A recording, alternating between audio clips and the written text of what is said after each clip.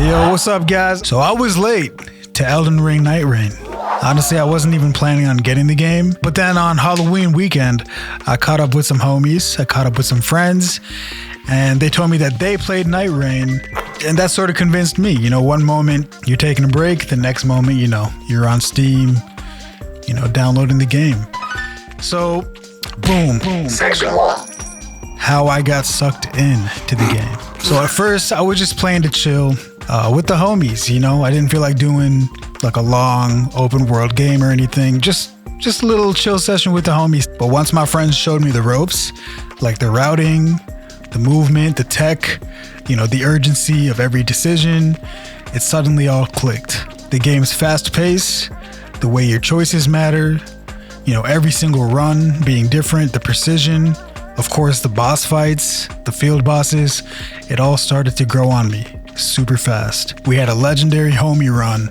You know, we got legendary weapons. We went to the crater, the shifting earth, had an amazing time. And then I realized, all right, let me see what solo feels like. That's how I know I got sucked in, because I had to peep solo. Section 2. Learning the map and run optimization. My first about 15 hours were basically me just getting lost in the wilderness, you know, the limb veiled. The map, just getting lost in it, understanding the points of interest, like what's good, what's worth fighting, what's worth running past, figuring out how much you can go in the rain if you want to get an extra flask heal. Is it worth going into the rain, going into the basement? Do we fight Bell-Bearing Hunter? All these things mattered, and it was such a cool, different type of way of playing Elden. You know, on top of, you know, Wilder's ultimate, the whip, it just, you know, it felt like cooler Elden combat to me. And, you know, that hooked me even more. And just figuring out dope stuff like churches, always good. Stone sword keys, absolutely. Should get some for those Everjails. Castle, should we hit it up?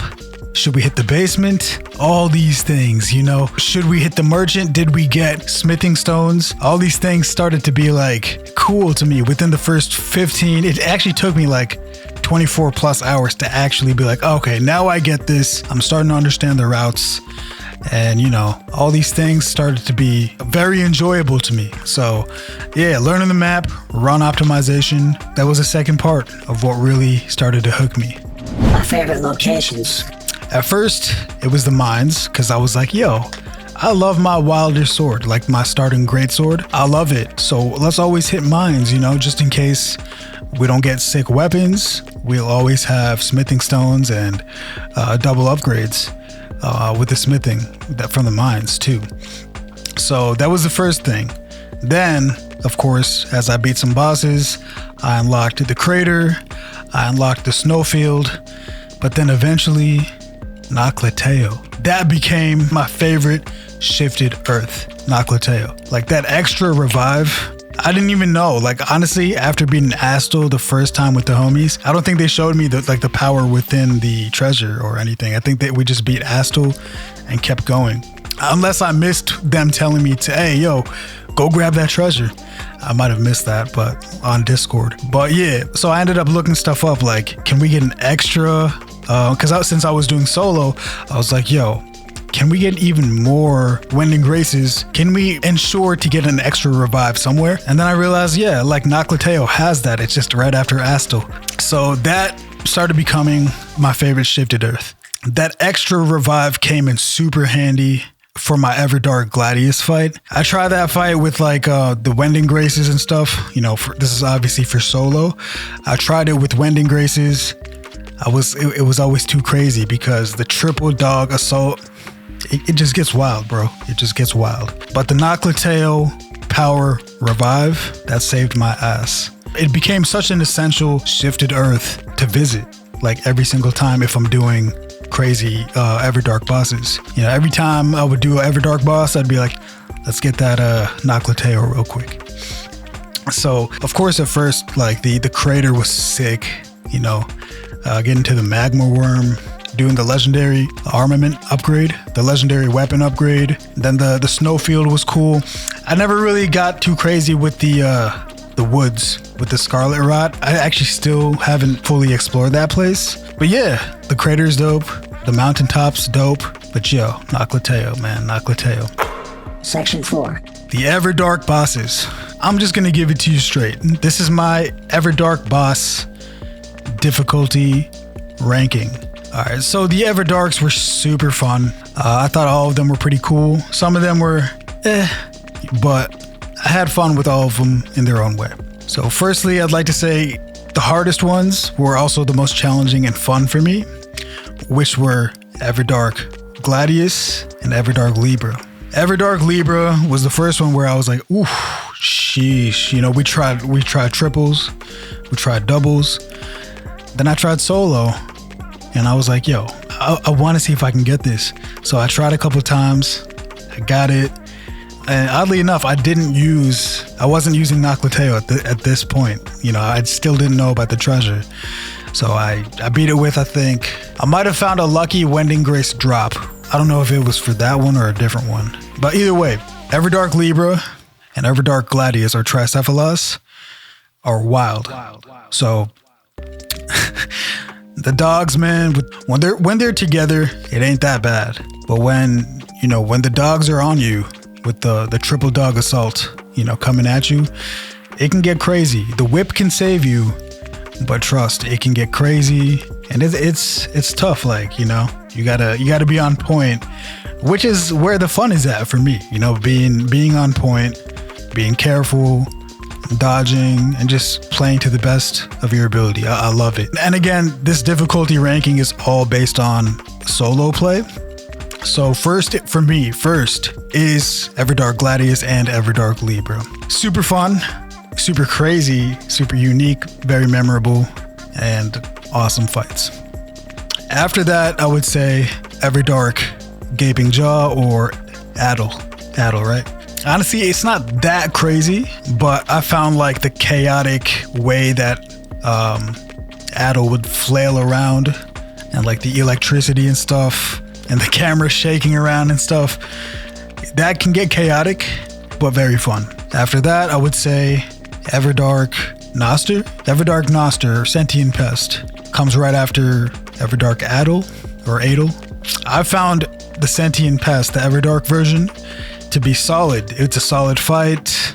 Requires focus. I targeted the scorpion. I believe it's a scorpion. Pretty much the whole time, trying to dodge, stay beyond the tail, bring in fire, just not really minding the moth.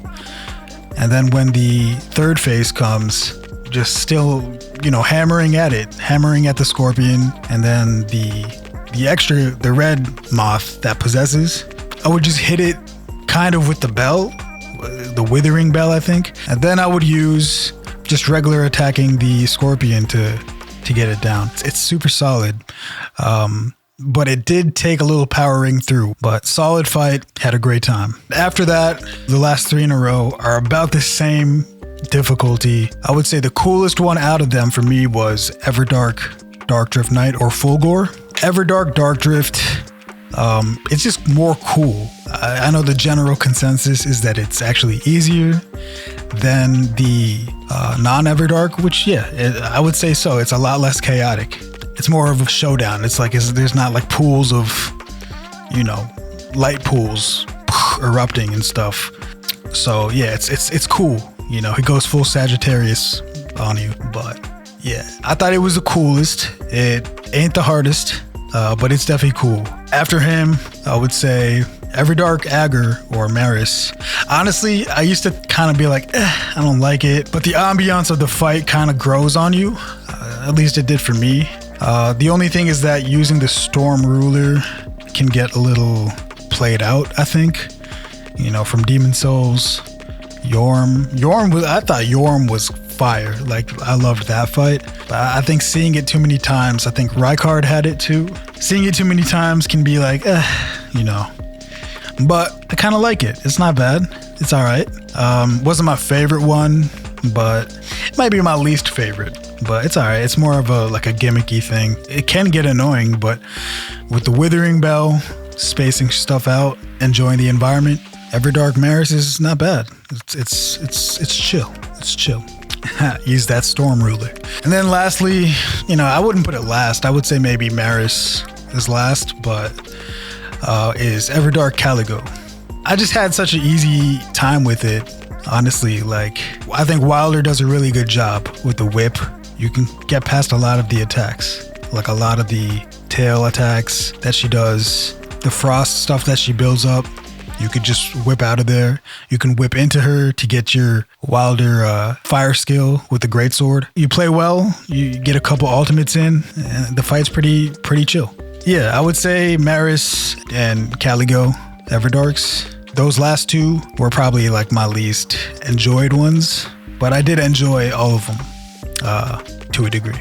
Just to reiterate, Gladius Man or Tricephalos, definitely I would say even more than Libra, just because the triple dog assault is just wild. It demands you be on point. The Libra one definitely does too. You got to be on your toes. If you get the archer NPCs, you got to make sure you're taking one out. If he incites a riot, you know, you might have some time to just be like, okay, they're going to fight each other, but still you got to be like, okay, but you know, at any time, the rain of arrows might come at me. So you got to be on point for that. You got to multitask like a maniac. Your positioning, you know, you got to watch the NPCs. You got to see what the demon is inciting, like what is he casting? Are you going to heal? The Libra one, very unique. It's absolutely etched, very memorable. So props to that kind of fight that they made. I'm glad they did that. So yeah, those two are my favorites. Honestly, Fulgor is another favorite in terms of how much I had fun with it. Hope I'm not repeating myself, but yeah. Honestly, I think overall though, the Libra fight might be one of my favorites within the Elden Ring series, at least. Real Elden Ring as well. Just the way that it's designed is unique, because you got to literally tip the scales in your favor. Like, you got to make sure you're tipping the scales in your run, you're optimizing everything, you're getting as good as weapons as you can, you're getting your wending graces if you need them, which you probably will. You got to make sure things are going favorably. You got to tip the scales in your favor. Section 5. Looking ahead. I'm glad actually I was late to the party because the DLC dropped while I was taking these Everdarks out. All right, let's talk DLC because I'm super excited. I'm beyond excited. You know, the final Night Lord looks insane. It looks fantastic. You know, the new characters look cool. You know, I'd like to see a little more DS2 stuff. Honestly, I wanted to see Burnt Ivory King just because it's such a good co-op type of style. But, you know, more DS2 bosses, dope. Sir Alone, Fume Knight. Just bring them all in, baby. But overall, before I get into this trailer, I do hope we get Everdark variants. I knew it was a shifted Earth the moment I saw the trailer. I was like, yeah, they're probably not doing a map. This is definitely a shifted Earth, and yeah. But it looks like it's gonna be a big one. A big hole in the ground, baby. Hopefully, we get the last two bosses with their Everdarks, maybe Everdark Heostor too, and maybe a gauntlet mode too, just to test the warrior, you know. So let's get into this trailer, baby. Let me put on my headphones to the trailer. So really quickly, I'm gonna be straight up. The moment I already was seeing that, I was like, all right, there ain't gonna be a new map. I just knew it. When I saw the folks running, yeah, I was like, yep, they're keeping the same map. Just knew it. All right, so everyone's already covered this stuff. This is one of the, what do you call that? The Mesmer Fire Knights that you find in Shadow of the Erd Tree. Bruh, I just want to say one thing. If the game always kind of looked like this graphically, like always look like that, that would be so sick. All right, so I don't know every single thing. It's been a while since I was in Shadow of the Erd Tree, like a while, but cool. You know, we've seen this guy many times. Have we seen this guy? We probably have, but let's keep pushing. Duchess. All right. Bring an end to it ourselves. Fulgor and my boy Wilder. Yeah, that's that. This attack, bro. This attack makes the game for me. It's just I love that they put this in, and his whip. What a dope character, Wilder. What a legend. Some people were trying to say that this looks like a new Caligo. It looks exactly the same to me. But hey, if y'all say so. Just a shot. Curse this Dreglord. All right, Dreglord. So this is what I believe, not 100% sure, but is the final Night Lord. Mouth is either a mask or something nutty looking. Yeah. So I was like, oh, new map? No, definitely Shifted Earth. I had a split brain. I was like, yeah, that's a Shifted Earth. So I like these kind of trees because it definitely reminds me of. I loved my DS2 experience, my Scholar of the First Sin. It reminds me of those trees, and I just kind of like these. So glad to see this kind of tree or whatever this is going to be back. But this is where we get the Undertaker, baby. Real cool, real cool. I might play this class.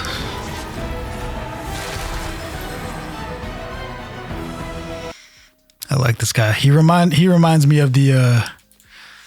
It automatically reminded me of like every guy with the book, but especially from Smash Ultimate, the Fire Emblem guy.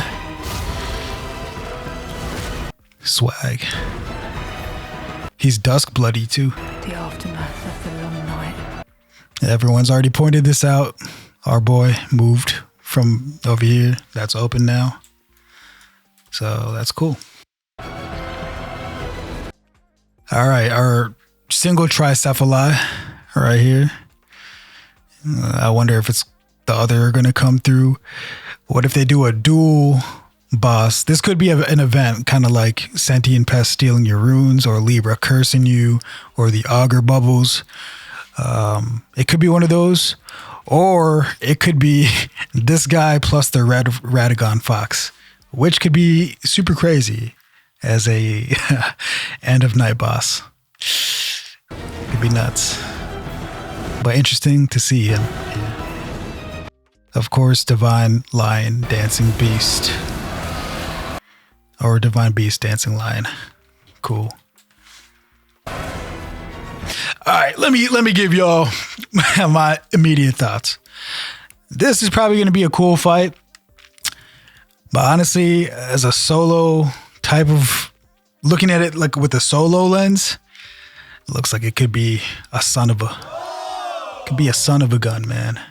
Bam, bam, bam, bam, bam, bam, bam. All right, I'm sorry, bam. That could be a son of a gun, and it's kind of overwhelming me already. But we can do this. Honestly, some of these designs don't even look Elden. Sometimes this borderline looks like Angemon from like Digimon, or like some God of War Valkyrie type thing. Suppose it must be fate. But it also looks Elden, but kind of like Code Vein-ish. Like, I don't know. I'm just saying stuff, but yeah. Work again.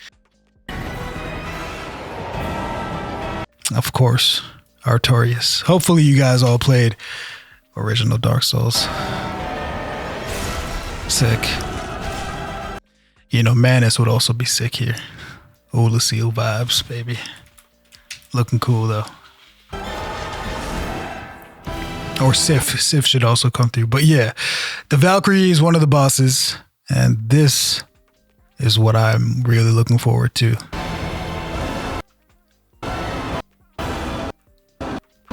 That right there looks like a staff. I'm sorry, let me draw that better. That looks like a staff type thing. I thought it was a tail at first. It kind of looks more like a staff. It's kind of hard to make out what's going on here. It looks like some kind of dragon-esque type stuff. Look, that could be a wing right there. Let's watch how he moves.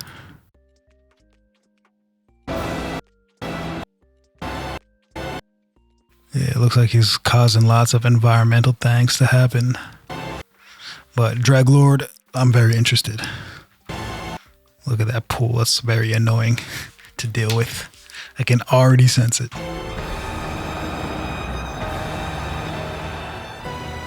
Yeah, baby. There we go. So let's take a look at something. So look, that's very intimidating to a solo player. Just seeing the one boss like have mad heads, bro. It's like, oh my God. This is cool. They're both cool. I think I'm going to go. I like Faith Strength. I like that. But yeah, this is very scary for me, the Valkyrie. But I'm excited. And this dude, I'm looking forward to it, man. I'm looking forward to Dreglord. Or whatever the name's going to be. Very, very cool. I already purchased this, by the way. I'm so happy I was late to it and this came through. You know, the Forsaken Hollows. And so 2 additional Nightfarers. Cool, cool. 2 additional bosses. Dope, dope. Hopefully they get Everdarks. Hopefully Hailstorm or Night Aspect also does. Additional Shifting Earth. We done saw that. And more. And more, probably weapons. Maybe a gauntlet mode. I'm thinking of what other more they can do. What else? Besides weapons, maybe a different mode. I would love to have a gauntlet, but we would have to be able to have a build, right? Like with decent weapon, not your starting armaments, because that would be crazy. Or I don't know. We'll see. I'm sure they'll give us something sweet. Yeah, for $15, I'm down to fight another 2 bosses, and hopefully they're Everdarks. I'm down to explore that Shifted Earth. You know, I'm down to, run a gauntlet, see if I could do it. I'm down to peep the new classes. I think it'll occupy at least another 30 hours of novel, fresh. We in this and we are having a great time before it gets stale again. Content. And of course, doing the solo runs, doing it with your homies. Obviously we're jumping in with the homies right away when this comes on. Maybe some Deep of the Night tweaks. I think they'll drop another mode. But yeah, overall, I think December 4th, right around the corner. I'm gonna leave my guy how he is. My relics are not even optimized or anything. I just picked pretty decent ones that give me an extra character skill use, ultimate gauge, fire armaments on the greatsword for Wilder, but I didn't go overboard. I kind of just picked and tried. The bosses worked out well. Relics are very important, absolutely, vital, but also, your routing and execution, good play is what can make you entering the fight at level 11, 11 to 15, the final day boss. You can do it, Some people, they give up if they don't get to level 10 or 11 by the last day, which I get because, even the second day boss could be crazy at that level. 13 is good to be at, 14, 15, of course. But yeah, get those Evergils, get those churches, get your runes up, always pick the right things from the drops, that fits your playstyle, that complements. And yeah, it'll all be Gucci. But I'm excited for this. What I'm most excited for personally, I love seeing the Dark Souls 2 stuff. Because I love when it gets love. I loved seeing Smelter Demon. I loved seeing Dukes, Freya. Centipede Demon from DS1's dope. Gaping Dragon's dope. I'd love to see Sin, the Slumbering, in all its new glory. I'd love to see, like I said, Burnt Ivory King, Fume Knight. Honestly, I would like to see Burnt Ivory or Sir Alone over anyone else, and Sin. If any of them make it through, sick. Fume Knight too, but those for sure. From DS1, Artorias, obviously Manus. Manus would be cool, bro. Of course, Midir. They might have a sick event. I'm calling it right now. This is just me tossing it in the air. I'm gonna call some crazy thing. What if they do a crazy gauntlet thing? Not a gauntlet mode, but just an event that happens where you gotta fight Calamite, then Sin, then Midir. Just a little what if. There's like a say 5% chance that happens, or 2% chance it happens in your run. That would be sick. I would love to see it. I would love that. But anyway, guys, let's get to my my concluding segment here. Let me pull up my. Let's conclude, and now we hit the outro. So yes, my friends, I was late to Nightreign, but I'm so glad that I showed up. The game grew on me so much. I wasn't even expecting to play. I was like, yo, I'm gonna just kick it with the homies, and I still will for sure when the DLC drops. It's gonna be a homie first run before we solo off. But I'm glad I showed up for this game. You know, and of course, souls will always make me want to test my ability here. But it grew on me, man. I love the speed. I love how we're faster than Torrent. I love how we go up edges and ledges faster than our horse. And I wasn't expecting to get pulled in, but I did. And, you know, Everdark's being a thing.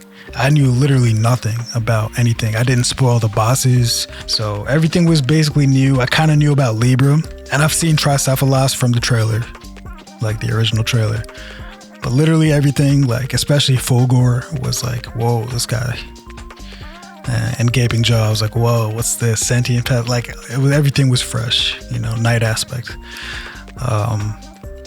So great game, cool loop. I'm glad that I tuned into the game. I've got them Everdarks under me. I'm glad we finished that. And I'm so dang excited for the DLC.